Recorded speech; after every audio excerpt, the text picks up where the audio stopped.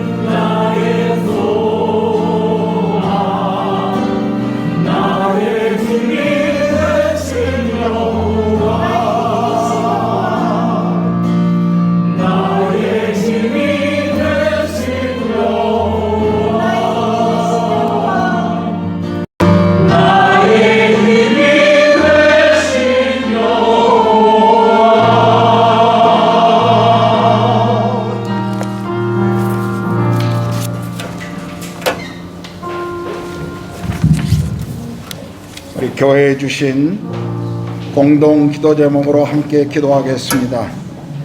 예배 가운데 하나님의 영광과 임재가 충만히 드러나고 우리가 그 영광의 그 임재의 보좌 앞으로 나아가도록, 그리고 예배를 통해 우리 영혼이 회복되고 성령의 역사가 우리 가운데 일어나도록 기도합시다.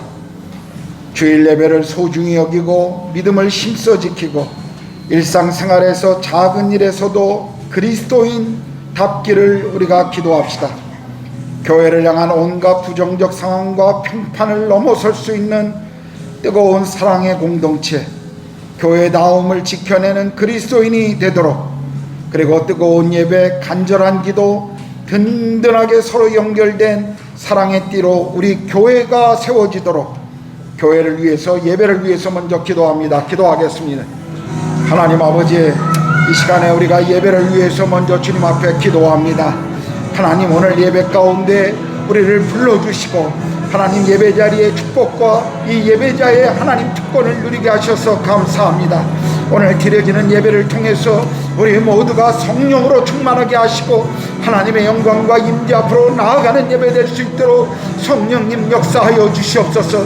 이 시간 하늘문을 여시고 우리 가운데 임재하시고 우리의 심령마다 성령으로 만져주시고 성령의 역사가 일어나게 하여 주시옵소서. 하나님, 매인 것들, 묶여있는 것들 하나님 자유가 선포되게 하시고 우리 안에 기쁨이 배가 되며 하나님을 향한 즐거움이, 그리고 우리 주님을 향한 하나님 아버지 감격이 우리의 심령을 가득 채우도록 함께하여 주시옵소서. 우리가 일상의 삶에서 예배자의 삶을 살아가게 하시고 예배를 소중히 여기고 믿음을 지키게 하시고 하나님 주변의 모든 상황과 관계없이 우리 교회가 정말 하나님 예배의 감격, 그리고 간절한 기도와 그리고 서로를 향한 사랑의 띠로 우리 교회가 묶여지며 그러한 교회로 우리가 자라갈 수 있도록 성령이 우리 교회 가운데 기름 부어 주시옵소서. 우리 성도들을 위해서 기도합니다. 우리 조영경 집사님 양수가 터져서 오늘이나 내일 수술할 예정입니다. 조영경 집사님 산모와 아이 모두 건강하게 출산하도록 기도합시다. 또 교회의 많은 성도들이 지금 코로나로 어려움을 겪고 있습니다. 많은 성도들, 특별히 우리 아이들이 건강히 후유증 없이 온전히 회복될 수 있도록 성도들을 위해서 기도합니다. 우리 문혜정 집사님 아버님 간암 판정을 받으셨는데 가족들의 마음을 주께서 위로해 주시고 이 일로 정말 그분의 마음이 주님을 더 깊이 만날 수 있도록 우리 문혜정 집사님 아버님 문화영님을 위해서 기도합니다. 우리 한국의 새로운 대통령과 정부가 하나님을 두려워하고 국민을 섬기는 공의로운 정부가 되며 어려운 세계 정세와 경제 상황 가운데도 나라를 잘 인도할 수 있도록 기도합시다. 우리가 일하는 일터를 위해 기도합시다. 일터를 주신 하나님께 감사하고 우리가 정직과 성실함으로 일터 선교사로 살아가게 하시고 우리를 통해 우리 일터가 모든 이들에게 축복의 자리가 되도록 우리 성도들 그리고 정부와 그리고 우리의 일터 함께 기도합니다. 기도하겠습니다. 하나님 아버지, 이 시간에 또 우리 성도들을 위해서 기도합니다. 하나님, 조영경 집사님 하나님 양수가 터져 이제 하나님 또 하나님 그 제왕절개로 하나님 아버지 출산할 예정입니다. 하나님, 그 수술을 집도하는 모든 의사들과 간호사들을 붙잡아 주시고 어려움 없이 하나님 태화와 산모가 모두 건강할 수 있도록, 그리고 그 아이가 가정의 큰 기쁨과 우리 모두에게 하나님 큰 선물이 될 수 있도록 하나님 도와주시고 그 과정마다 성령님께서 역사하시고 붙잡아 주시기를 원합니다. 하나님, 교회 안에 하나님 많은 어린아이들이 하나님 아버지 또 코로나로 인하여 감기로 인하여 또 하나님 어려움을 겪고 있습니다. 우리 아이들 만져주시고 우리 성도들을 만져주셔서 하나님 온전히 휴증 없이 건강할 수 있도록 하나님 도와주시기를 원합니다. 우리 문화영 하나님 이분 정말 우리 문혜정 집사 아버님 하나님 간암 판정을 받아 마음에 참 많은 어려움들이 있는데 하나님 그 모든 가족들의 마음을 위로해 주십시오.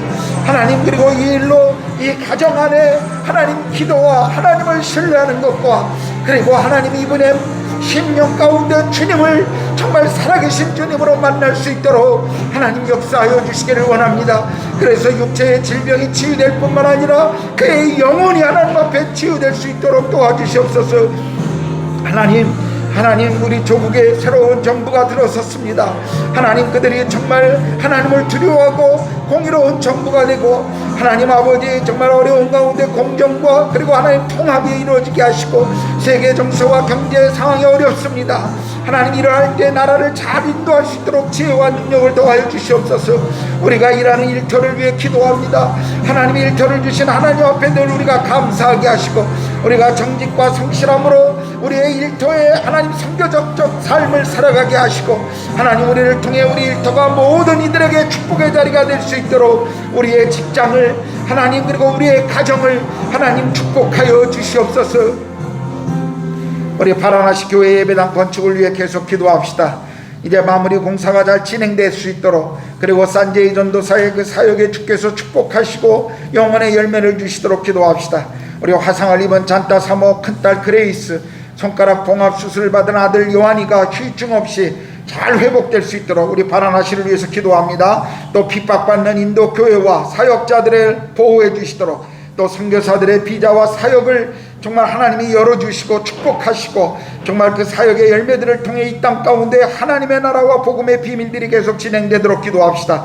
우리 IBS 신학교의 모든 신학생들이 좋은 지도자로 훈련되어질 수 있도록 그리고 학장님 부부의 비자 문제가 해결되어 신학교 사역에 어려움이 없도록 우리 바라나시 또 이 땅의 교회들 선교사님들 또 IBS 신학교에 함께 기도하겠습니다.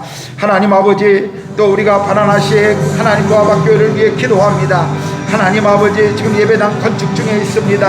하나님 마무리 과정들을 잘 주께서 인도해 주시고 필요한 재정과 사람들을 붙여주시고 어려움이 없도록 도와주시기를 원합니다. 우리 산제이 구마로 전도사 하나님 날마다 성령으로 충만하게 하시고 하나님 사역의 열매를 주시고 특별히 영혼들이 구원받으며 그리스도의 제자가 되어가는 일들이 교회를 통해 계속 일어날 수 있도록 도와주시옵소서. 화상을 입은 잔따 사모와 하나님 그레이스 그리고 손가락 봉합 수술을 받은 요한이가 후유증 없이 잘 회복될 수 있도록 하나님 도와주시옵소서.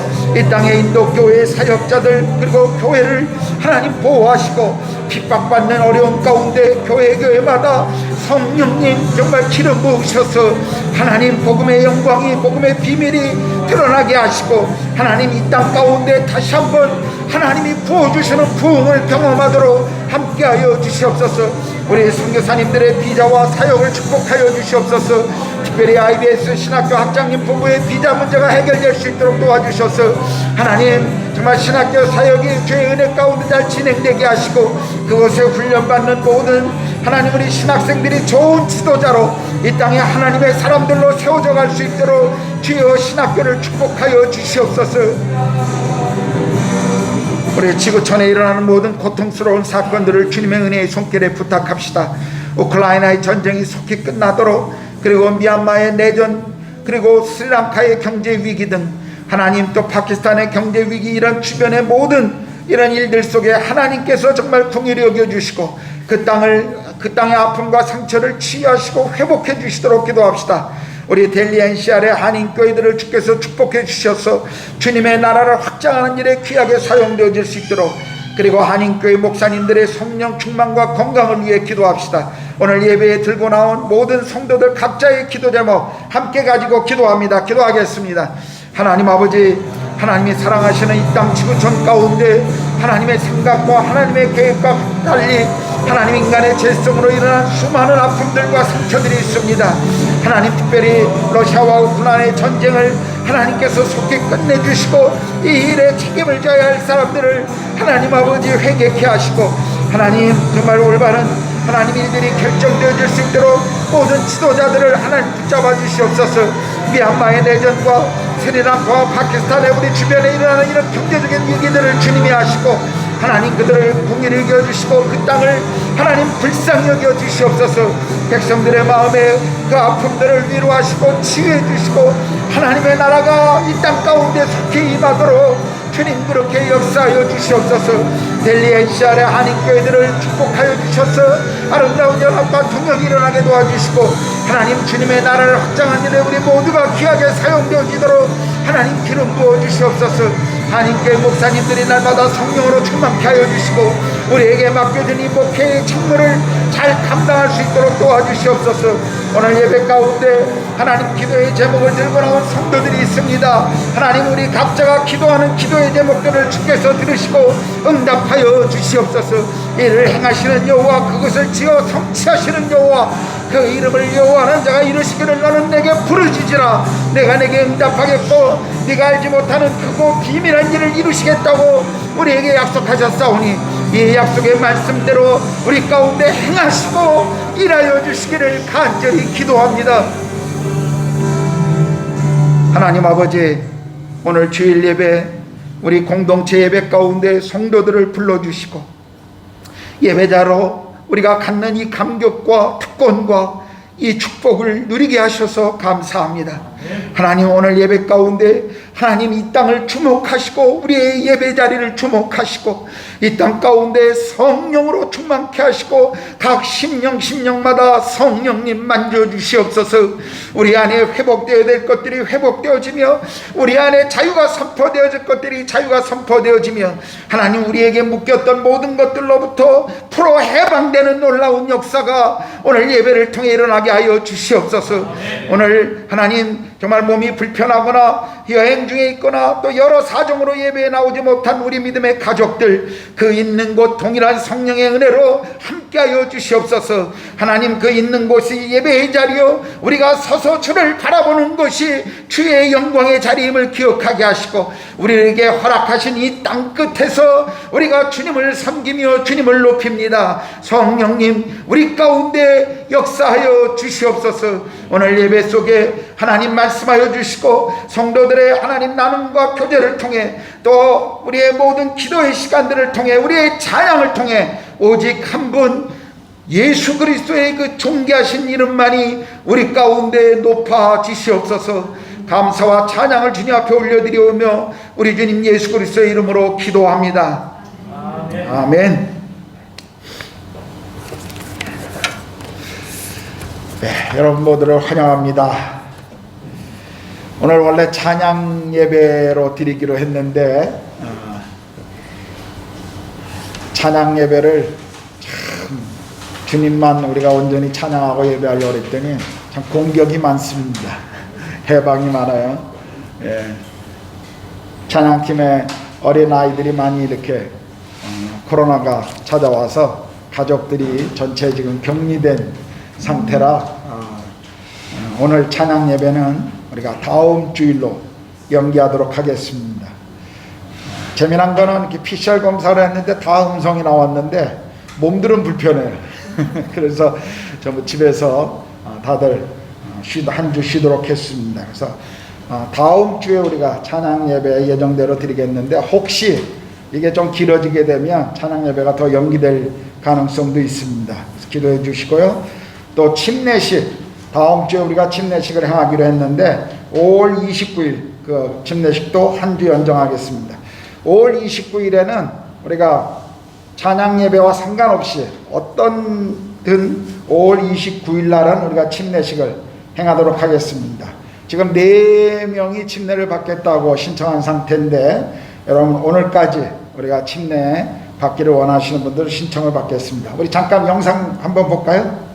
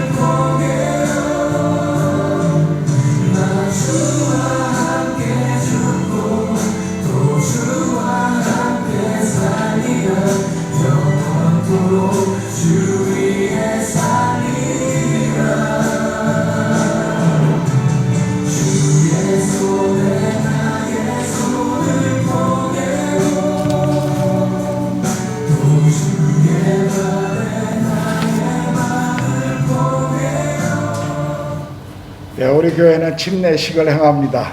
우리 교회는 침례를 행하는데요. 우리가 예수 성경에 보면 예수 그리스도를 구세주와 주님으로 고백하는 분들, 그의 마음 가운데 예수님을 구세주와 주님으로 고백하고 모신 분들은 그의 신앙의 외적인 고백으로 내가 이제 주님을 따라갑니다라고 하는 외적인 고백으로 침례를 행합니다. 그래서 우리가 그동안 코로나 기간 동안에 침례식을 행하지 못했는데 우리가 29일 예배 때 침례식을 행하도록 하겠습니다. 요 앞에서 할 예정입니다. 저희가 침례탕도 구입했습니다. 그래서 우리 예배 끝나면 바로 요 앞에 나가서 우리가 침례식을 하려고 합니다. 그래서 정말 예수님을 여러분이 개인의 그 주와 그리스도로 고백하는 분들은, 침례를 받지 않은 분들은 다 침례를 받았으면 좋겠습니다. 이것은 그냥 선택사항이 아닙니다. 우리가 그리스도를 믿고 그리스도를 따르기를 고백하는 모든 사람들은 우리가 침례를 행해야 합니다. 제가 가지고 있는 신앙은 그리스도를 개인의 구세주와 주님으로 인격적으로 고백하는 사람들에게 주는 것이 침례라고, 세례라고 저는 그렇게 믿고 있습니다. 그래서 저희 교회는 유아 세례를 행하지 않습니다.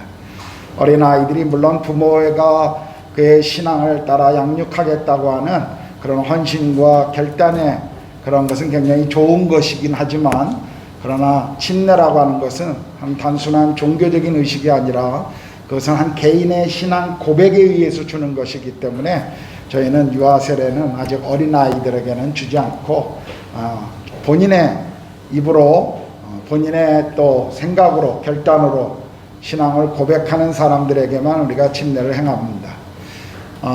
교회마다 침례를 주는 나이를 정하는 교회들이 있습니다. 뭐 중학교 이상 또는 무슨 뭐 초등학교 3학년 이상, 뭐 교회마다 그런 어떤 룰이 있습니다만, 저희 교회는 개인적으로 신앙을 고백하는 사람들은 누구나 다 침례를 받을 수 있는 그런 자격을 줍니다. 그래서 뭐 너무 어린 아이가 침례 받겠다 그러면 우리는 안 되지만, 그러나 적어도 우리가 초등부 정도에 있는 아이들은 다 신앙적인 고백을 할 수 있는 나이라고 생각하기 때문에 여러분들이 그렇게 신청하시면 다 침례를 우리가 사전에 상담하고 침례 교육을 받고 그리고 침례식을 행하도록 하겠습니다. 오늘까지 여러분들이 꼭 신청해 주시면 좋겠습니다. 저는 뭐 내일부터 금요일까지 베트남 신학교에 그 강의가 있는데 줌으로 제가 강의하면서 오전 일찍부터 저녁 식사할 때까지 계속 강의를 해야 되기 때문에 제가 아마 핸드폰을 여러분들이 연락해도 받지 못할 가능성이 많습니다. 그래서 혹시 저에게 연락할 일이 있으면 저녁이나 아니면 제 아내를 통해서 연락해 주시면 감사하겠습니다. 오늘 오래간만에 우리 이은식 선생님도 저희 교회 예배에 함께 오셨는데요. 우리 잠깐만 일어서 주시겠습니까? 예, 감사합니다.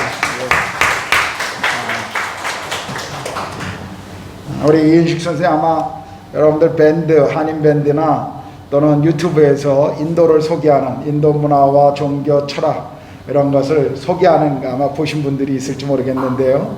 우리 한동대학에서 또 국제연구소에서 활동하고 계시고 또 좋은 그런 정보들을 계속 제공하고 있습니다. 여러분들 한번 보시면 좋겠고요. 우리 또 오충렬 형님, 김성자 지사님도 뭐 항상 오시는 거지만 그래도 감사합니다. 사랑하겠습니다. 네, 감사하고요. 네. 혹시 제가 교회에 광고해야 될 거 놓친 것 있나요? 예, 이번 주에 우리 내일 이현영 자매님, 박석찬 형제님 가정 이사하시고요. 그 다음에 21일 날 우리 박종일 집사님네도 이사하시고, 유정원 집사님 이제 목요일 날 다시 돌아오시고, 그렇게 교우 동정이 있습니다. 이 시간에 우리 마태복음 5장 1절에서 12절 팔복 말씀 우리 정준수 군이 나와서 다시 읽어주시겠습니다.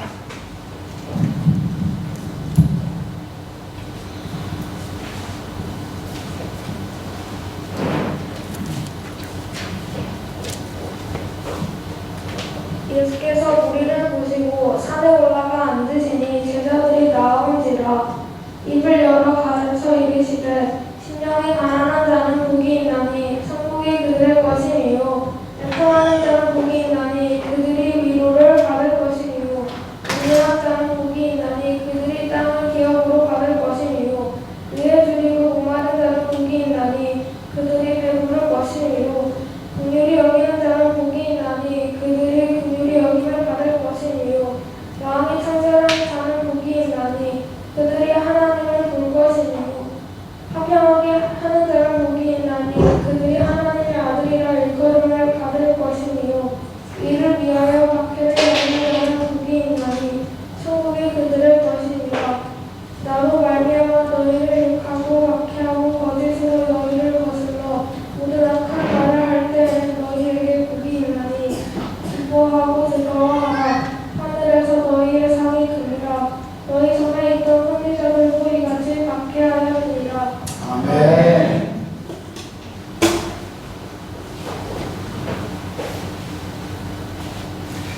찬송가 50장 찬양하시면서 드려진 헌금 봉헌하도록 하겠습니다.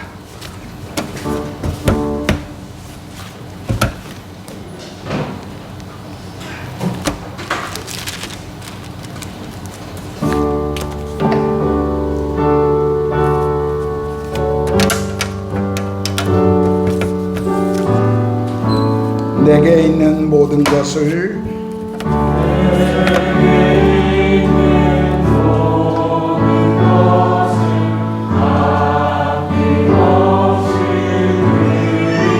사랑하고 의지하며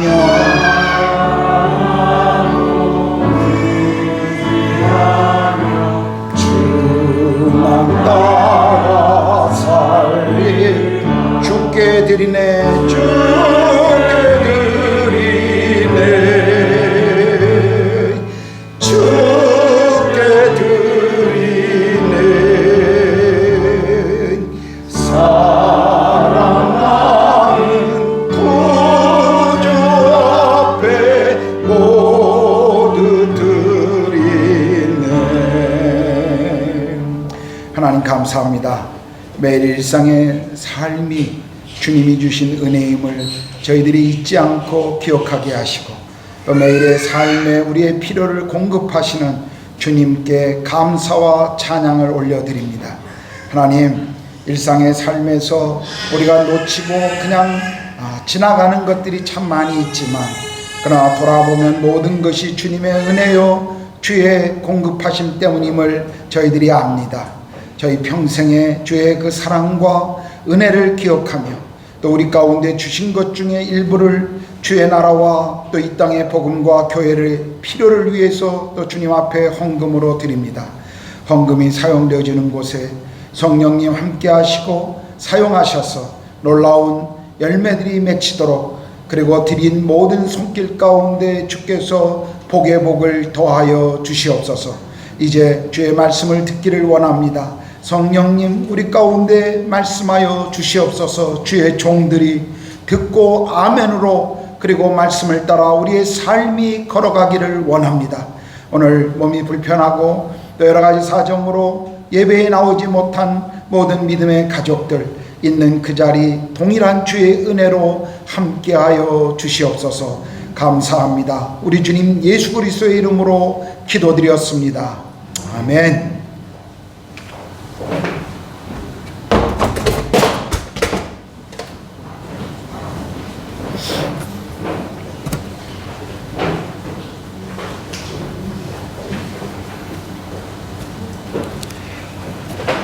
미국 하버드 대학교에서 75년 동안 연구한 결과 행복의 비결이 무엇인가 라고 하는 글을 제가 읽은 적이 있습니다. 행복과 건강의 비결은 무엇일까? 하버드 의대가 이 연구를 위해서 두 그룹을 선정해서 1938년부터 75년 동안 계속 이 두 그룹 742명의 인생을 추적했다고 합니다. 한 그룹은 하버드 대학 2학년생들이었고요. 다른 그룹은 보스턴에 살고 있는 가장 가난한 지역의 학생들이었다고 합니다. 행복한 삶을 위해 추구해야 하는 것들 무엇일까? 이 질문을 가지고 75년 동안 연구한 연구팀의 결론,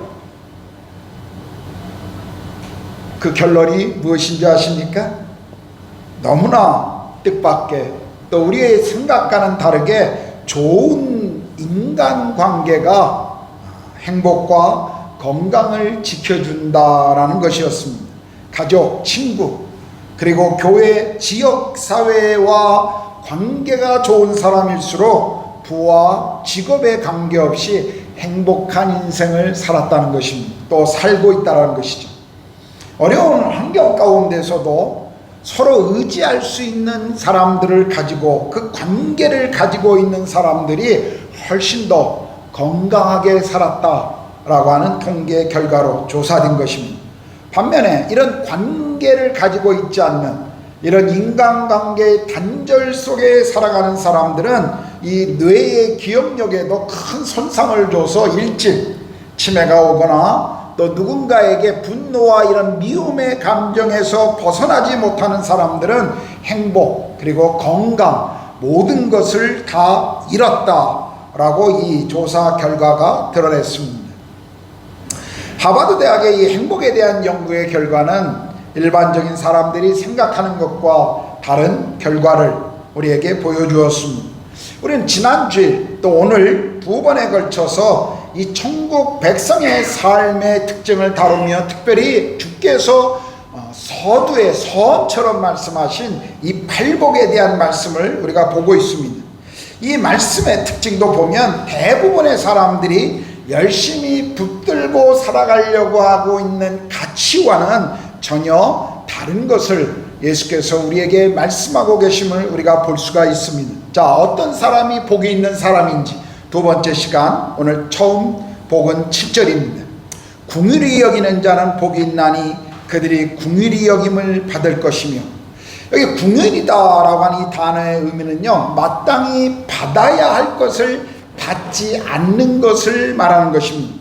예를 들면 우리는 우리의 죄 때문에 하나님으로부터 지옥의 영원한 심판을 받아야만도 불구하고 이 긍휼에 풍성하신 하나님의 은혜로 심판을 받지 않는 것입니다.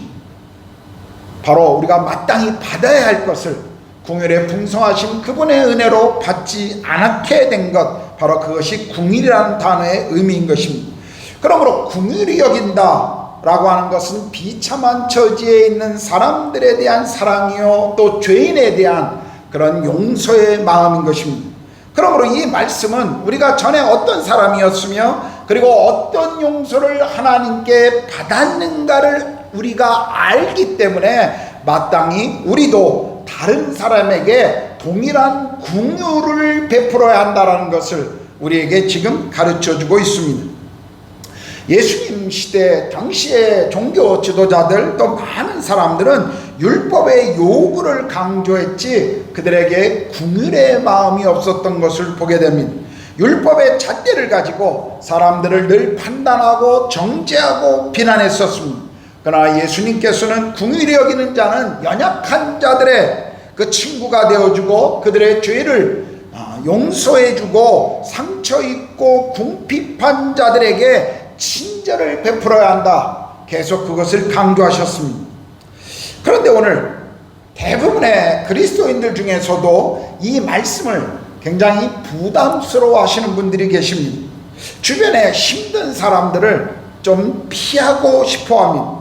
그래서 늘 자신과 비슷한 수준의 사람들과 친구를 맺기를 원하고, 주변 사람들의 어려움과 그들의 고통스러운 현실을, 그 현장을 자꾸 피하려고 하는 것이 오늘 이 시대를 살아가는 사람들의 모습입니다. 뭐 가족이야 어쩔 수 없이 할 수 없이 용서하고 받아주고, 그리고 끊임없이 그들을 함께 해야지만, 그러나 다른 가족 외의 사람들에게 그러한 태도와 그러한 마음을 갖는다는 것은 참 많은 그 어려움을 주고 있다라는 것을 우리가 볼 수가 있죠. 가족들, 교회 공동체, 직장의 동료들, 또 주변의 친구들을 불쌍히 여기고 긍휼히 여기고 품는 것에 우리는 자주 실패를 경험합니다. 한 번, 두 번은 그래 줄 수 있는데 계속되어지는 그런 어떤 상태에서 그것을 계속 받아주는 경험, 참 그것이 안 된다라고 하는 것 우리 모두의 경험입니다.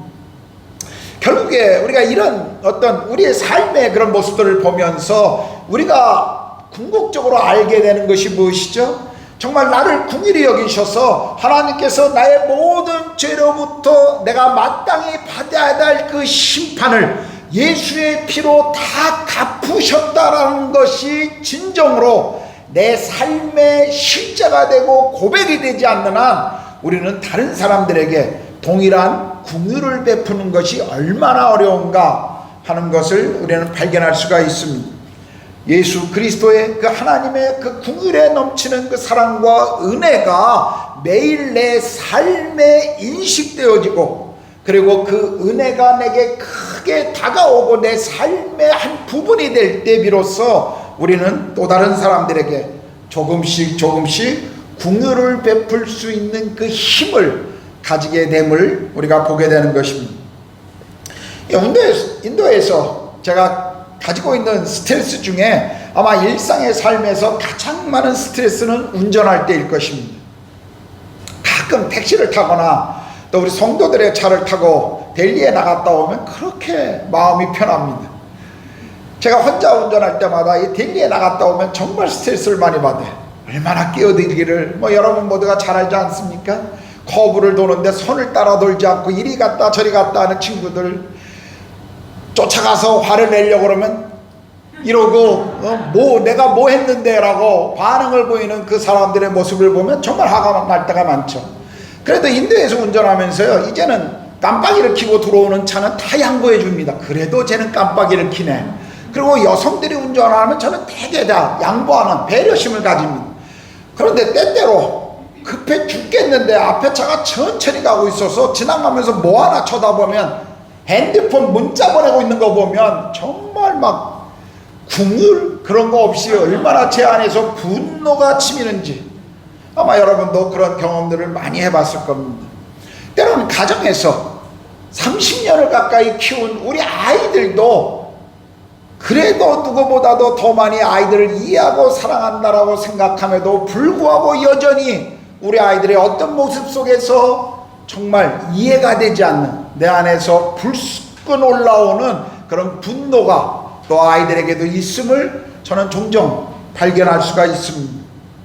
과거에 나를 그렇게 괴롭혔던 사람 잊어버렸다고 용서했다라고 생각했는데 또 그 사람을 보게 될 때 내 안에서 올라오는 그 옛날에 그 상처 입었던 감정들, 그런 것들이 여전히 내 안에 있는 것을 제가 이렇게 볼 수가 있어요. 그런 걸 보면 참 나 자신도 참 변하지 않는다 하는 것을 많이 볼 수가 있습니다. 그런데요, 주님은 이런 연약한 나를 여전히 긍휼히 여기신다는 것입니다. 주님은 계속 도저히 변화가 불가능해 보일 것 같은 저 자신과 같은 사람도 주님은 오래 참으시고 여전히 나를 향해서 긍휼히 여기신다는 것을 우리는 성경을 통해서 압니다. 여러분, 우리 모두는 하나님 앞에서 실패자였습니다. 그런데도 불구하고 우리는 놀라운 긍휼을 입은 사람들입니다. 에베소서 2장 4절에서 7절은요 이렇게 말씀하시죠. 긍휼이 풍성하신 하나님이 우리를 사랑하신 그 큰 사랑을 인하여 허물로 죽은 우리를 그리스도와 함께 살리셨고 또 함께 일으키사 그리스도 예수 안에서 함께 하늘에 앉히시니 이는 그리스도 예수 안에서 우리에게 자비하심으로써 그 은혜의 지극히 풍성함을 오는 여러 세대에 나타나려 하심이라.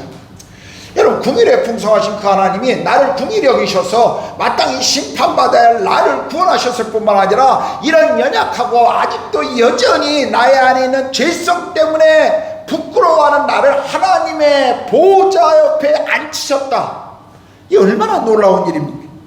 이 긍휼에 풍성하신 이 하나님의 사랑 때문에 우리는 구원받고 하나님의 자녀가 되었습니다. 이렇게 하나님이 주신 이 긍휼을 경험했기 때문에 우리 또한 다른 이들에게 궁유를 나누어야 함을 가르치고 있는 것입니다. 하나님께서는 우리가 다른 이들을 향한 이 궁율에 풍성하시기를 그분은 원하십니다.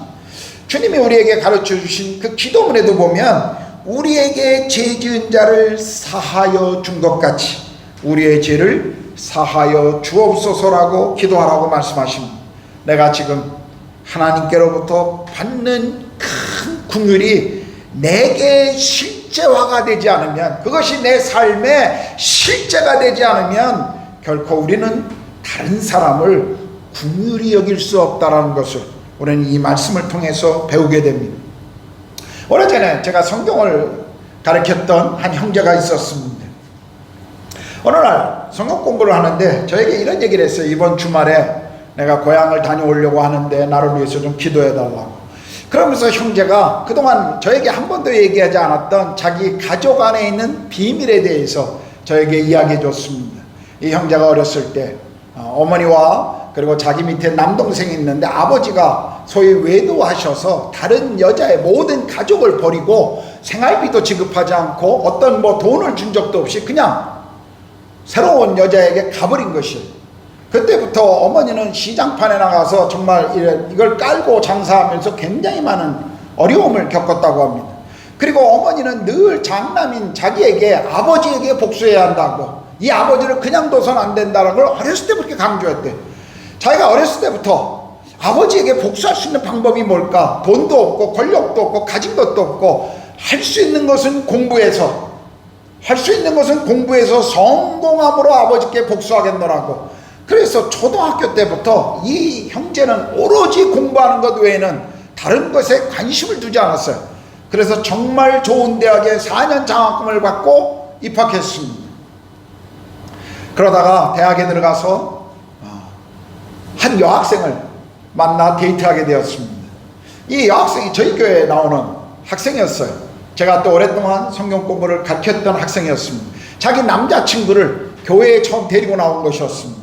그리고 저에게 소개시켜줬고 제가 그 형제와 함께 성경을 공부하면서 그 형제가 어느 날 주님을 정말 자신의 삶의 구세주 주님으로 고백하고 예수님을 믿고 따르는 그런 삶을 시작했습니다. 그리고 자기를 향한 하나님의 사랑, 주님의 은혜를 이 형제가 배우기 시작했습니다. 그리고 이 형제의 마음속에 하나님의 사랑, 그분의 은혜, 궁율, 이러한 것들이 자리 잡기 시작하면서 성령께서 이 형제의 마음속에 계속 주셨던 그 열망이 무엇이냐면 아버지를 용서하라는 것이었습니다. 아버지를 용서하라. 어떤 의미에서 평생에 이 형제가 달려온 목표는 그 아버지 때문이었습니다. 아버지에게 복수하는 것, 그것이 이 형제의 유일한 열망이요 그리고 목표였습니다. 그런데 하나님이 십자가의 사랑을 깨닫게 하시고 난 이후에 그 아버지를 용서할 것을 계속 형제의 마음에 도전하셨습니다. 그래서 그는 아버지를 용서하기로 결심했습니다. 고향에, 자기가 있었던 시골 고향에 여전히 살고 있는 그 아버지, 주말에 그 아버지에게 내려갔습니다. 그리고 그 다음 주에 저와 만났을 때 이런 고백을 했어요. 제가 아버지를 용서하고 나니 제 안에 얼마나 놀라운 평화가 찾아왔는지 모릅니다. 자기 인생을 얽어매우고 자기 인생의 모든 것을 쥐고 있었던 그 미움과 분노, 아버지를 찾아가서 내가 아버지를 용서한다고, 그리고 그 용서가 그리스도의 사랑 때문이라는 것을 형제가 고백하고 돌아와서 저에게 간증하는 이야기를 제가 들은 적이 있습니다. 하나님으로부터 궁휼함을 받은 사람들, 다른 이들을 동일하게 궁휼히 여기고 용서하는 자들입니다. 우리는 우리 가족부터 내 남편, 내 아내, 내 아이들, 내 부모, 그리고 나의 친척들, 우리는 그들을 궁휼히 대하는 은혜가 우리 안에 머물도록 우리는 먼저 기도해야 할 것입니다. 궁휼히 여기는 자는 복이 있습니다. 궁휼히 여기는 자는 하나님께 궁휼히 여김을 받을 것입니다. 이것이 오늘 예수께서 우리에게 주신 5번째 복이었습니다. 자, 6번째 복은 8절에 나오는데요. 마음이 정결한 자는 복이 있나니 그들이 하나님을 볼 것이며, 여기 정결하다라는 이 의미는 순수하다, 어떤 것에 섞인 것이 없다, 이런 단어의 의미입니다. 시편 24편 3절 4절을 보면 여호와의 산에 오를 자 누구며 그 거룩한 곳에 설 자가 누군고 곧 손이 깨끗하며 마음이 청결하여 라고 말씀하십니다. 그러므로 마음이 청결하다는 것은 그 마음이 하나님을 찾는 도덕적으로 영적으로 순수하다는 것을, 그 순수한 상태를 우리에게 말해주고 있죠. 여러분, 하나님을 볼 수 있다, 이것은 어떤 시각적인 문제가 아니라 하나님과의 거룩한 영적인 친밀함에 달려있다는 것을 지금 우리에게 말씀하고 있는 것입니다. 죄는 인간의 마음을, 우리의 영혼을 흐리게 하기 때문에 하나님을 볼 수 없게 합니다. 하나님과 교제할 수 없을 뿐만 아니라 하나님 그분 앞에 나아가는 것을 계속 죄는 막습니다. 그러므로 청결하다, 그것은 하나님과의 관계에서 영적으로 우리에게 깨끗함을 보여주고 있는 것이죠. 많은 사람들이요, 도덕적으로 불순한 생각이나 또는 어떤 습관으로부터 해방되기를 원하죠. 자신들을 유혹하는 죄에서 벗어나려고 했습니다. 그런데 재미난 것은요, 우리가 벗어나려고 노력하면 노력할수록 우리의 죄에 더 많이 자주 매이는 우리 자신을 보게 됩니다. 우리를 범죄하거나 우리를 넘어뜨리게 하는 어떤 유혹을요, 우리는 계속 생각하면 생각할수록 계속 거기에 매이고 승리하지 못하는 우리 자신의 모습을 보게 됩니다. 재밌는 것은 생각하면 생각할수록 그게 더 우리를 괴롭혀요. 뭐 만화나 영화 같은 데도 보면 그런 거 있잖아요. 생각한 대로 되어진다. 근데 갑자기 어떤 사람이 생각을 이상하게 해갖고 뭐 이상한 게 등장하는 그런 뭐 영화도 있습니다. 우리가 생각이라는 게 그렇습니다. 그래서요, 우리의 생각하는 데 있어서 우리가 해야 될 것은 뭐냐면 무엇을 생각하느냐가 중요하다는 것입니다. 우리를 유혹하는 죄나 우리를 연약하게 하는, 우리를 실수하게 하는 수많은 습관에 우리가 계속 매여 있으면 거기서 벗어나지 못합니다. 그러므로 우리는 그 습관, 생각이 아니라 주님 앞에 집중하는 것을 배워야 한다는 것입니다. 주님께 집중하는 것. 우리가 죄를 생각하지 않고 예수님을 바라보고 매 순간 예수님을 생각하고 그분과 교제할 때 비로소 승리할 수 있다는 것이죠. 한국에 가끔 나가보면 우리 아이들이 한국에 살고 있는 집이 참 정말 과간입니다. 우리가 부모로서 간다 그러면 그래도 나름 청소는 해놨는데 가보면 정말 엉망해. 가끔 이렇게 영상통화하면서 야, 집 한번 이렇게 비춰봐. 애들이 안 비칩니다. 제 아내가 한국에 가면 며칠 동안 그냥 곳곳에 있는 것들을 치우느냐고 고생을 해요. 제 아내도 사실 청소 잘하는 스타일은 아니거든요. 근데도 한국 가면 며칠 동안 그 집을 다 뒤집어서 청소하느냐고, 빨래할 거 버릴 거 그거 하느냐고 온통 신경을 쓴단 말이에요. 그 아이들이 사는 집이 깨끗해지는 방법은 뭘까요? 제 생각엔 아내가 자주 가는 방법 외에는 없는 것 같습니다. 아이들에게 맡겨놔갖고는 도저히 가능성이 별로 없어 보여요. 마찬가지입니다. 우리의 인생에, 우리 삶에 찾아오는 유혹과 우리 안에 있는 죄성으로부터 우리가 자유로워지기 위해서는 중요한 것은 뭐예요? 우리가 주님과 계속 만나야 한다는 것입니다. 주님이 우리 안에서 우리를 통치하시고 우리와 함께 하신다면 뭐예요? 우리가 청결해질 수 있다는 것입니다. 예수님을 자주 만나시고 그분과 자주 함께 하시면 우리의 마음은, 우리의 삶은 깨끗해질 것입니다. 그러므로 우리는 주님을 매일 가까이 만나야 합니다. 주님만이 우리를 청결케 깨끗하게 하실 수 있는 분이십니다. 마음이 청결한 자는 복이 있나니 하나님을 볼 것이다 라는 말씀입니다. 자, 7번째 복은요, 9절에 있는데요, 화평하게 하는 자는 복이 있나니 그들이 하나님의 아들이라 일컬음을 받을 것이고, 이 화평케 한다, 화목케 한다, 이것은 예수님의 사역이 아주 중요한 부분이었습니다. 우리는 우리의 죄 때문에 하나님과 우리의 관계는 파괴되었고 그 관계가 끊어진 것을 예수님이 오셔서 십자가에 죽으심으로 그분의 보혈로 인하여 하나님과 나와의 끊어진 관계를 연결시켜 놓으시고, 그리고 하나님과의 관계뿐만 아니라 사람과 사람과의 관계도 십자가로 연결시켜 놓아 주셨습니다. 골로새서 1장 20절은요, 그의 십자가의 피로 화평을 이루사 만물 곧 땅에 있는 것들이나 하늘에 있는 것들이 그로 말미암아 자기와 화목하게 되기를 기뻐하심이라. 전에 악한 행실로 멀리 떠나 마음으로 원수가 되었던 너희를 이제는 그의 육체의 죽음으로 말미암아 화목하게 하사 너희를 거룩하고 흠없고 책망할 것이 없는 자로 그 앞에 세우고자 하셨으니라고 말씀하시죠. 예수님은 우리를 하나님과 화평케 하셨습니다. 그리고 이 화평케 하는 사역을 우리에게 맡기셨습니다. 예수님을 통해서 하나님과 화목한 사람들, 이제 이 화목에 대한 이 책임, 이 화목에 대한 직무, 다른 이들과 함께 나누어야 한다는 것입니다. 평화의 주님을 믿고 순종하면 우리 안에, 그리고 우리와 또 다른 사람들과의 관계 속에서 화평이 찾아온다는 말씀입니다. 지금 러시아와 우크라이나가 전쟁 중입니다.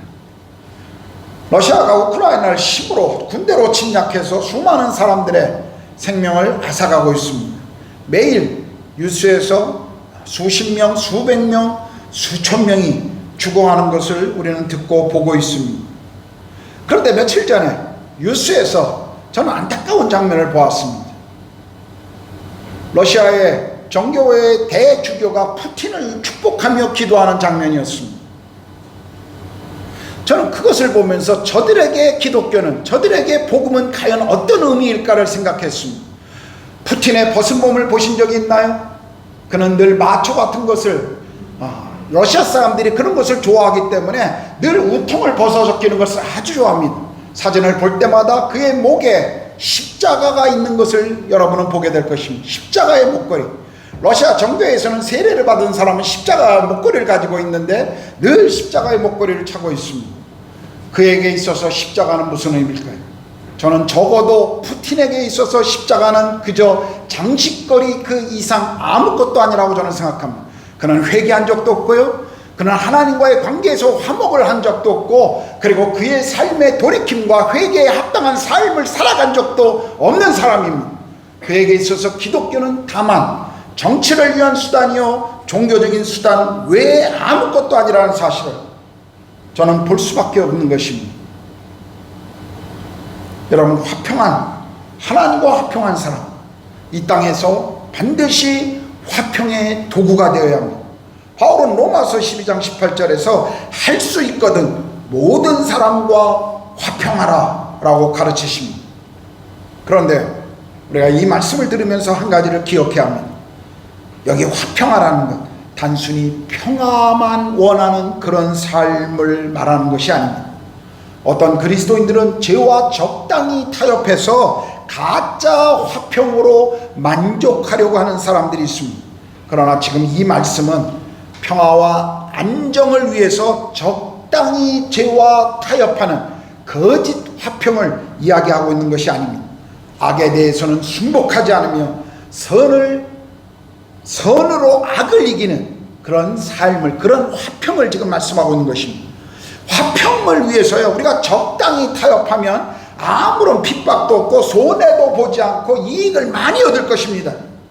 그렇지만 진리가 아닌 것으로 타협하기 시작하고 진리가 아닌 것들을 그냥 수용하고 받아들이기 시작하면요, 하나님과 우상이 헷갈려요. 영적인 이 혼돈 속에 빠질 수밖에 없습니다.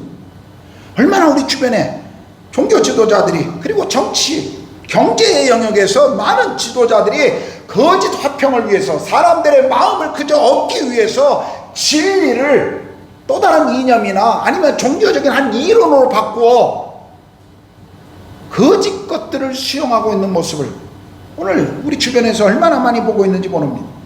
하나님의 엄중한 심판이 그들에게 있을 것입니다. 야고보서 3장 17절은요, 오직 위로부터 난 지혜는 첫째 성결하고 다음에 화평이라고 말씀하고 있습니다. 하나님이 주신 것은요, 항상 뭐예요? 첫째가 성결이라는 거예요. 거룩이 먼저입니다. 그 다음이 화평이에요. 화평을 위해서 거룩을 포기하는 것, 그것은 거짓 화평입니다. 성경은 세상과 다른 사람과 화평하기 위해 우리가 죄와 적당히 타협할 것을 원하지 않습니다. 우리는 삶의 모든 영역에서 평화의 사람이 되어야 합니다. 예, 물론입니다. 가정에서, 부부 사이에서, 학교에서, 직장에서, 국제관계 속에서 우리는 평화의 사람이 되어야 돼요. 피스메이커가 되어야죠. 하나님이 그것을 원하셔요. 그러나 진정한 평화는 하나님과의 관계 속에서 먼저 시작된다는 것, 우리 그거 잊지 말아야 됩니다. 하나님, 그분 안에서 진리 안에 화평하는 것이 참다운 평화지, 참다운 화평이지, 진리를 무시한 채, 거룩을 무시한 채 사람들과의 관계를 좋게 하기 위해서 그저 진리가 아닌 것을 수용하고 받아들이는 것, 그것은 거짓 화평인 것입니다. 여기 화평케 하는 자들, 그들은 복이 있다라고 성경은 우리에게 말씀하십니다. 자, 이제 마지막 복은 10절 12절입니다. 의를 위하여 박해를 받은 자는 복이 있나니 천국이 저희 것이며 나를 말미암아 너희를 욕하고 박해하고 거짓으로 너희를 거슬려 모든 악한 말을 할 때에는 너희에게 복이 있나니 기뻐하고 즐거워하라. 하늘에서 너희의 상이 큼이라. 너희 전에 있던 선지자들도 이같이 박해하였느니라. 예수님께서 지금 말씀하신 이 박해는 정치적, 사회적, 인종적인 박해를 말하는 것이 아닙니다. 의를 위해서 받은 박해입니다. 하나님 나라와 그분의 존귀하신 이름 때문에 받는 어려움을 지금 주님은 말씀하신 것입니다. 하나님의 계명을 지킴으로 찾아오는 고통, 우상하게 절하거나 불의와 타협하지 않기 위해서 그것을 거부함으로 당하는 고통, 하나님 나라와 복음의 확장을 위해 노력하다가 어려움을 당하는 고통, 예수의 이름을, 그분의 존귀하신 이름을 지키려고 사람들로부터 받는 우리의 명예의 실추, 그리고 사회적, 정치적, 경제적 어려움, 이런 모든 것들이 바로 의를 위하여 받은 박해라고 지금 주님이 말씀하시는 것이에요. 그럼 박해는 종종 육체적인 물리적인 것뿐만 아니라 언어적 학대를 포함하죠. 그러나 박해에도 불구하고 하나님의 의를 따라가는 자는 복 있는 사람입니다. 그리스도의 제자로서 걸어야 할 길, 때때로 그 길은 고통스러운 길입니다. 그리스도를 위해 때로 직장을 잃을 수도 있고 가족 간의 갈등 속에 어려움을 겪을 수도 있습니다. 제가 오래전에 중국에서 사역하는 한 미국 선교사를 만난 적이 있습니다. 중국 교회를 위해서 그분에게 저는 이런 질문을 한 적이 있어요. 어떻게 중국 교회가 그렇게 빠르게 성장할 수 있었습니까? 어떻게 중국 교회를 하나님이 그렇게 놀라운 부흥의 역사를 갖게 하셨나요? 그 질문을 제가 선교사에게 질문한 적이 있는데요, 그분이 이렇게 말씀하셨어요. 중국 사람들은 그들이 예수를 믿으면 고난이 올 것이라는 것을 알고 있습니다. 중국 그리스도인들은 고난을 두려워하지 않습니다. 이것이 중국 교회를 일으킨 원동력입니다라고 그분이 그렇게 저에게 말씀하시는 것을 저는 들은 적이 있어요. 한마디로 말하면 중국 교회의 성도들은 내가 예수를 믿는다라는 것을 결정하는 순간부터 자기 인생의 고난이 찾아올 것이라는 것을 알고 그것을 믿기로 결정했다는 것입니다. 생명을 거는 사람들, 거기에 자기의 목숨과 전부를 거는 사람들, 그 사람들을 통해서 하나님이 무슨 일을 못하시겠습니까? 그 교회를 통해서 하나님이 무슨 일을 못하시겠어요? 성경은 그리스도를 따를 때 고난이 있을 것이라고 말씀하십니다. 핍박과 고난을 피해가려는 삶, 이 시대에는 당연한 그것이 지혜라고 말합니다. 그리스도인들조차도 자신의 권리를 위해서는 싸우고 고소하고 항의하지만, 그러나 하나님의 자녀로 이 땅에 살아가기 위해서 그분을 위해 감수해야 될 그 고통, 그 핍박과 어려움은 늘 피해가려고 할 때가 얼마나 많습니까? 그런데요, 여러분, 고난을 피해 다니면요 열매가 없습니다. 재미있는 것은요, 우리 인생에 고난을 피해 다니면, 고난이 없으면 우리 인생에 성장이 없어요. 이 땅에서 뭔가 이룬 것 같죠? 그러나 천국에서는 아무것도 없는 것입니다. 여러분, 열매를 맺으려면요 거기에 뜨거운 태양이 필요합니다. 그리고 적당한 비가 필요해요. 그리고 그 열매를 기다리는 사람들의 손길과 인내가 필요하죠. 그런데 우리가 고난을 날마다 피해 다니면, 그런 수고가 없는 인생을 살다 보면요, 혹시 우리가 우리의 믿음의 고백 때문에 천국문을 통과할 수 있을지는 모르지만, 그러나 그 천국 안에서 주님으로부터 받을 수 있는 것이 아무것도 없다라는 것, 성경이 말씀하시는 부끄러운 구원을 어느 날 우리가 경험하게 될지도 모를 것입니다. 주님은 이 땅에서 그분의 나라를 위한 열매를 맺기를 원하십니다. 여러분, 우리 자식들이 학교를 다니고 힘들어할 때 잘 되기를 우리 부모들은 늘 원하죠. 힘들 때 계속 그 힘든 상황을 격려하고 아이들을 지지해 주는 이유가 어디예요? 너 힘드니까 그만둬, 힘드니까 학교 안 다녀도 돼, 그런 부모 있습니까? 이게 혹 있을지 모르겠어요. 저도 제 아이가 초등학교 때 처음 학교를 다니고 계속 학교를 갈 때 학교 가기 싫다 그러면 가지 말라고 그랬어요. 애가 학교 가기 밋밋거려. 왜? 그러면 아빠 오늘 학교 가기 싫어. 그럼 집에서 놀아, 아빠랑 같이 있자. 근데 걔가 지금 컸는데도 그렇게 제가 합니까? 오늘 직장 가기 싫어요, 때려치울래요. 제가 박수 쳐주면서 브라보 그러자 그럽니까? 그런 부모 없잖아요. 아이들이 자라가면서 겪어야 될 고난, 아이들이 자라가면서 겪어야 될 그 어려움, 그 속에서 부모로서 우리는 지지하고 격려하는 이유, 그걸 인내하도록 도와주는 이유, 그거 자식이 잘 되기 위함이라는 거 우리 알잖아요. 하나님도 마찬가지예요. 하나님은 우리 가운데 고난을 허락하시는 이유가 무엇입니까? 그것을 통해서 우리를 성숙시키기를 원하시는 것입니다. 그래서 고난이 없으면 히브리서에 보면 뭐예요? 참 아들이 아니라고 그랬어요. 우리가 하나님의 아들이기 때문에 하나님이 우리에게 고난을 주시는 거예요. 아들이 아니면 아무것도 행하지 않는 것이죠. 그래서 우리의 신앙은요, 고난을 통해서 성숙해지는 거예요. 이 핍박을 견딘 자들에게 하늘의 상이 크다라고 성경은 약속하고 있는 것입니다. 이 상에 대한 이야기를 하면 또 어떤 분들은 기복신앙과 약간의 그런 혼란스러움을 가지고 이것을 좀 무관심해 하시는 분이 있어요. 성도들 가운데 어떤 분은 목사님, 제가 상 받기 위해서 뭐 주님 앞에 헌신합니까? 제가 상 받기 위해서 주님 앞에 이렇게 섬기고 있나요? 아닙니다 라고 말하는 분도 계십니다. 그런데 이건 겸손이 아니에요. 이건 착각입니다.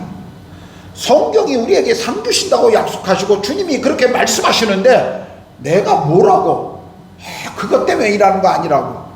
아니요, 주님은 우리가 일하고 우리의 수고에 그분은 보상으로 갚으실 것이라고 분명히 우리에게 약속하고 있어요. 우리는 그것을 기대해야 합니다. 여러분, 장자가 그 에서가 장자의 축복을 얼마나 우습게 여겼습니까? 그래서 팥죽왕국으로 그건 한 민족의 길을 다 바꿔버린 거였어요. 여러분, 하나님이 주시는 보상, 하나님이 주시는 약속, 우리 그것을 결코 가볍게 여겨서는 안 됩니다.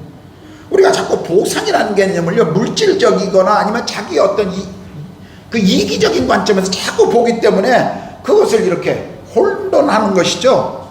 그러나 신자들이 하나님 나라에서 상 받음, 그리고 이 땅에서 그분이 주시는 상, 그것은 반드시 있다라는 것이 성경의 약속입니다. 그러나 성경은 이 세상에서 잘 사는 법, 이 세상에서 우리가 모든 것을 누릴 것이라고 하는 그것을 보장해 주진 않습니다.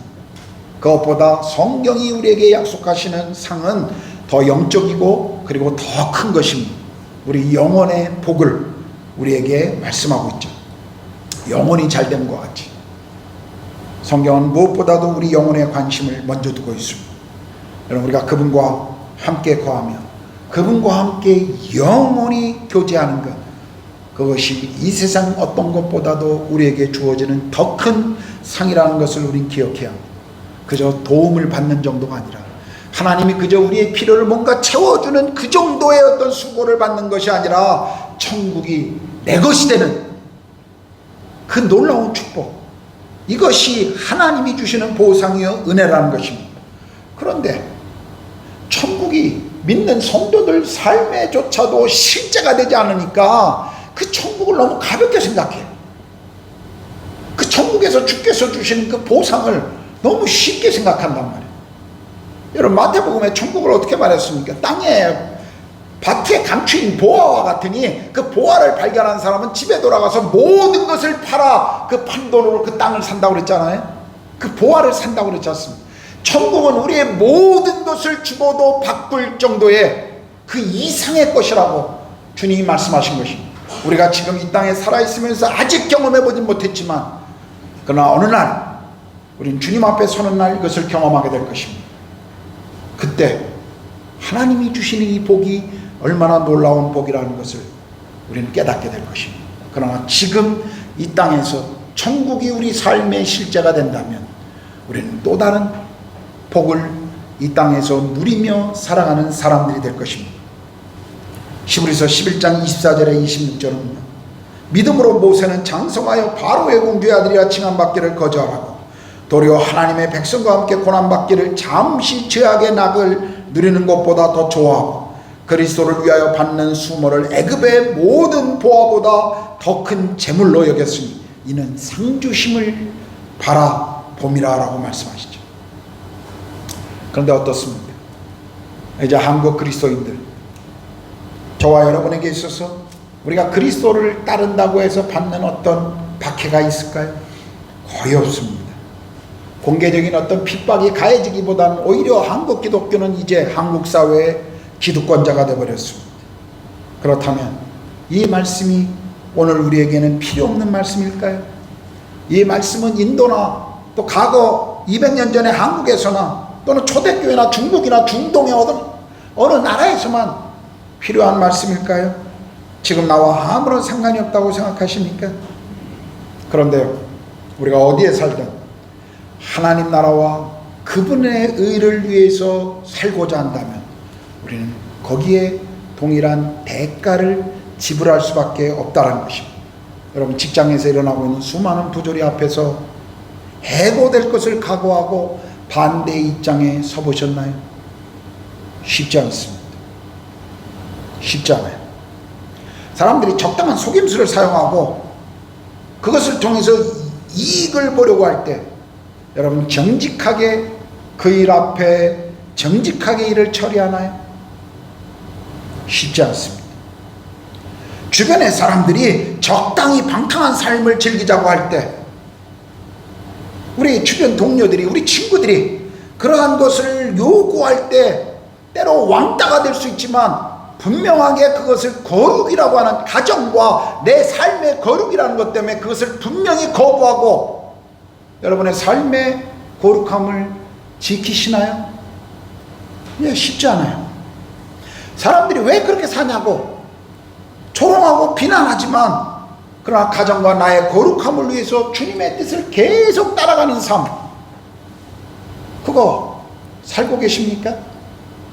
쉽지 않습니다. 우리가 하나님의 뜻을 따라갈 때 우리에게 물리적인 박해나 또는 우리에게 어떤 실제적인 육체적인 핍박은 없을지 모르지만 그러나 오늘 우리의 삶의 현장 속에서도 우리가 하나님의 뜻과 그분의 나라를 위해서 살아가고자 한다면 우리는 거기에 지불해야 될 대가가, 크고 작은 대가가 반드시 있습니다. 그런데 그 대가에 주님은 복이 있다라고 말씀하십니다. 의를 위하여 핍박을 받는 자는 복이 있나니 천국이 저희 것임이라고 말씀하십니다. 오늘 우리는 주님이 말씀하신 복에 대해서 들었습니다.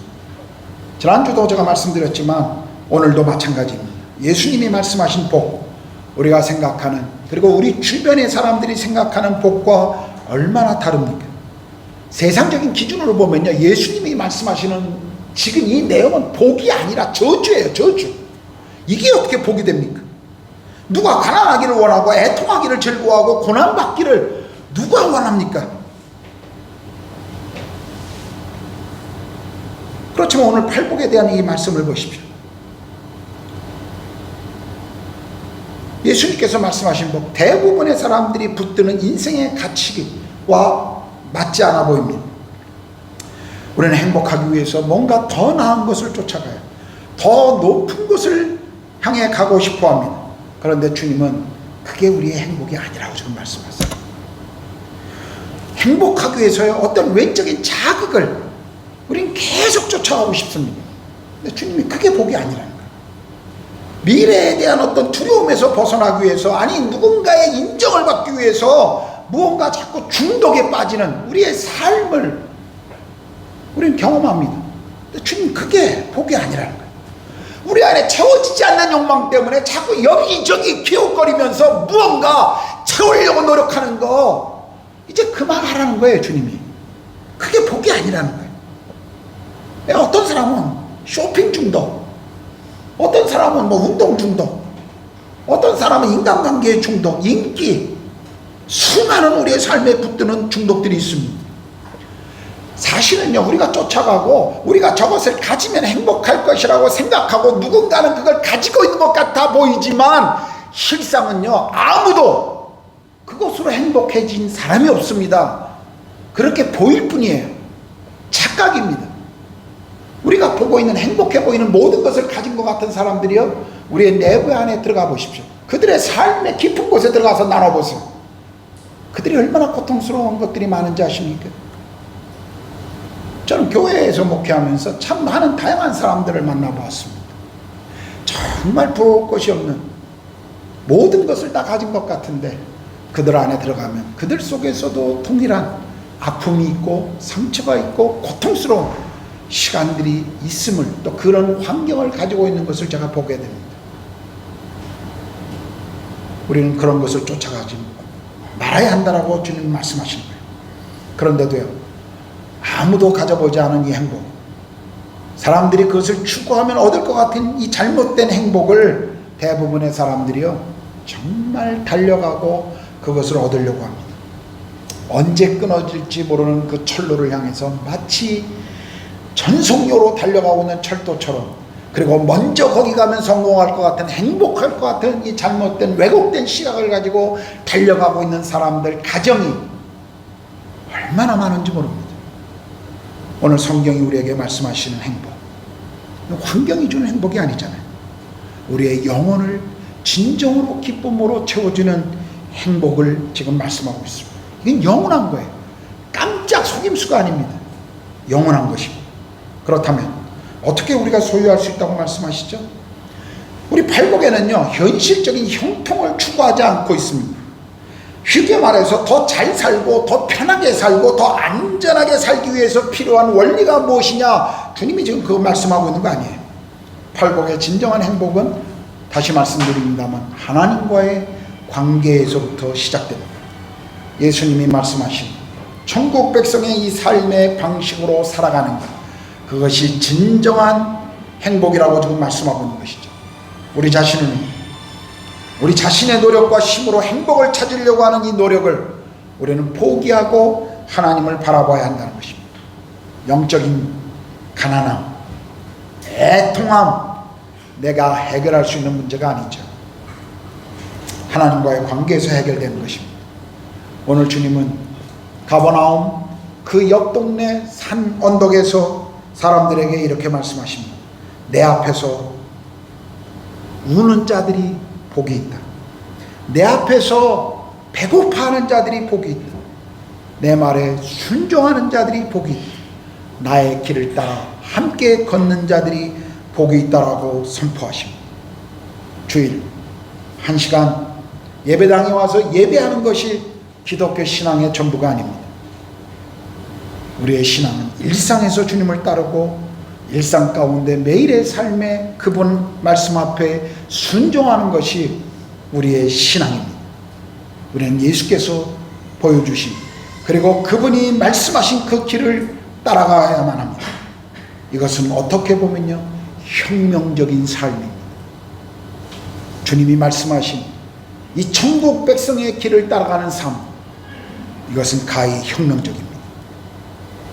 우리는 세상과 길과 세상이 주는 것으로부터 다르게 살아가야 하는 삶으로 부름받은 사람들입니다.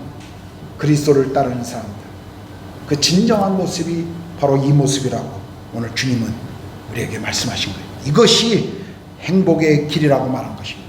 여러분은 지금 이 복된 삶에 초청된 것입니다. 이 길을 걸으십시오. 그리고 이 길을 힘들어도 계속 걸어가십시오. 기도하겠습니다.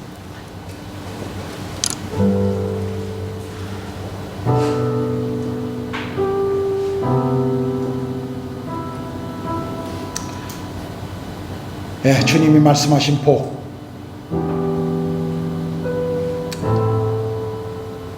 세상에서 말하는 것과 또 이 세상의 문화에서 강조하는 것과 정말 다르지 않습니까? 그게 무슨 복입니까?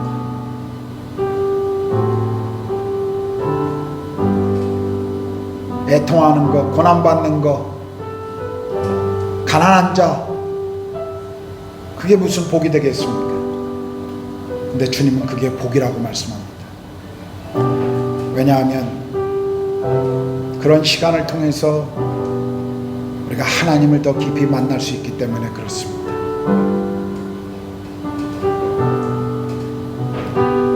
우리는 그 길을 걸어야 합니다. 세상에서 보면 바보 같지만,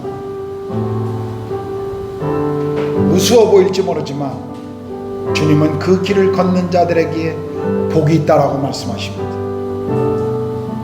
영원한 복이 그 길을 걷는 자들에게 약속되어져 있습니다. 이 시간에 우리가 주님 앞에 기도합시다. 주님, 제가 이 길을 걷겠습니다. 때로는 포기하고 싶고, 때로는 넘어질 때도 있겠지만, 또 실패할 때도 있겠지만, 그러나 계속 제가 이 길을 걸어가겠습니다. 주님 만나는 그날까지 계속 이 길을 걸어가며 주님과 함께하고 싶습니다. 제 삶을 그렇게 통치하시고 그렇게 인도해 주십시오. 우리 같이 기도합니다. 기도하겠습니다. 하나님, 제 삶에서 정말 주님이 말씀하신 이 믿음의 길을 계속 걸어가겠습니다. 때로 제 안에 있는 죄성과 연약함, 그리고 때때로 제 안에 찾아오는 유혹과 어려움들이 때로 제 삶을 혼란스럽게 할 수는 있을지 모르지만, 저의 발목을 또 잡을 수 있을지는 모르지만, 그래도 계속 제가 이 믿음의 이 길을 계속 걸어가겠습니다. 넘어지면 주님 다시 일으켜주시고, 상처받으면 치유해주시고, 제가 계속 이 믿음의 길을 걸어가도록 주님 저를 다스려 주시고 저와 함께하여 주시옵소서. 저를 인도해 주십시오. 주님이 말씀하신 삶의 가치, 하나님 나라의 가치를 따라가기를 원합니다. 또 성령님, 제가 그렇게 평생을 주님 앞에 서는 그날까지 저에게 맡겨진 이 믿음의 경주를 신실하게 달려갈 수 있도록 성령님 그렇게 도와주십시오. 우리 모든 사랑하는 우리 믿음의 가족들, 이 믿음의 길에서 벗어나지 않도록 계속 이 길을 걸을 수 있도록 성령님 도와주십시오. 그리고 그 길을 걷는 자들에게 하나님이 약속하신 그 복을 경험할 수 있도록 하나님 그렇게 우리 모두의 삶을 다스려 주시옵소서.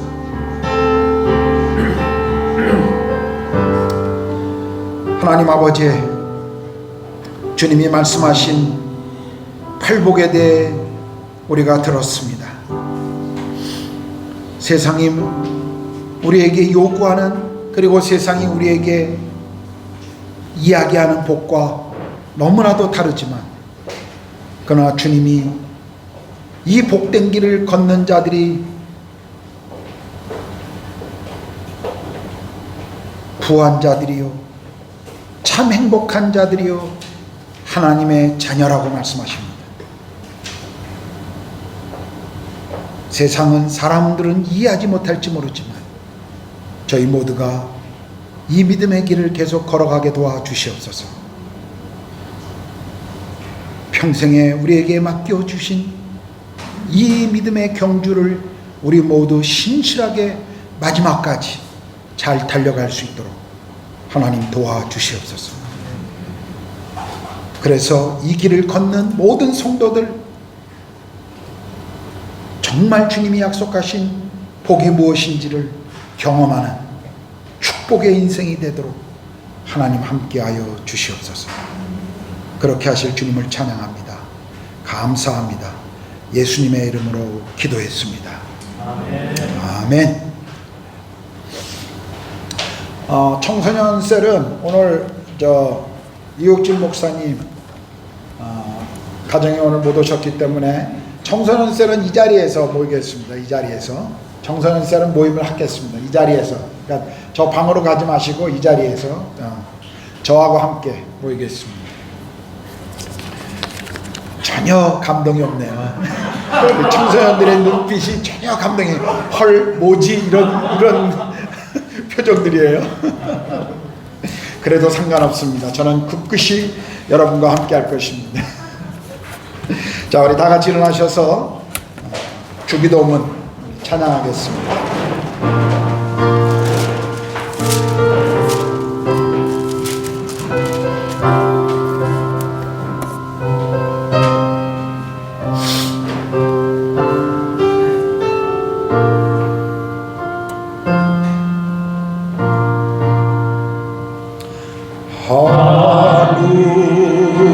하늘에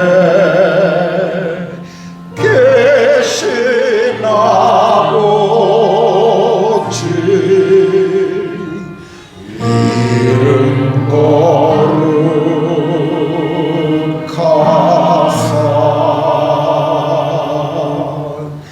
주님 나라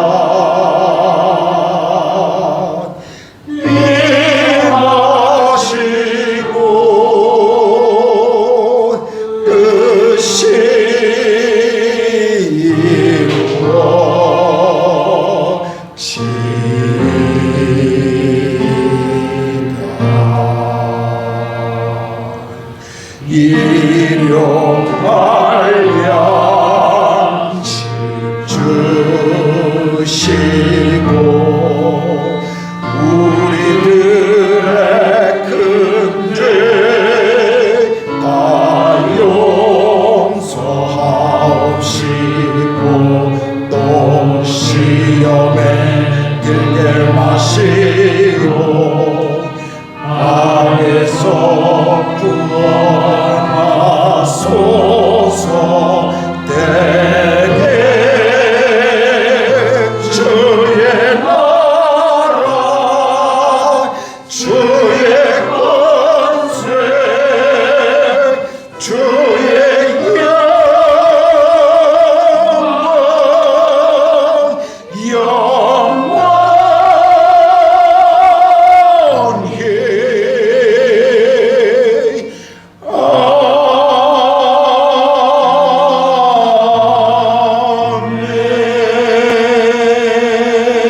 영원히 이제는 우리 주님 예수 그리스도의 은혜와 하나님의 크신 사랑하심과 성령의 내주하시고 교제케 하심이 또 안주 우리를 부르신 소명의 자리 사명의 자리 우리의 가정 일터로 나아가는 사랑하는 구르가온 한인교회 모든 성도들 머리 위에 그리고 우리의 자녀들과 우리의 산업 위에 그리고 이 땅에서 하나님 나라와 복음을 위하여 삶을 드리고 계시는 모든 선교사님들과 그분들의 사역과 그의 가정 위에 이제로부터 영원토록 함께 하시기를 간절히 축원하옵나이다.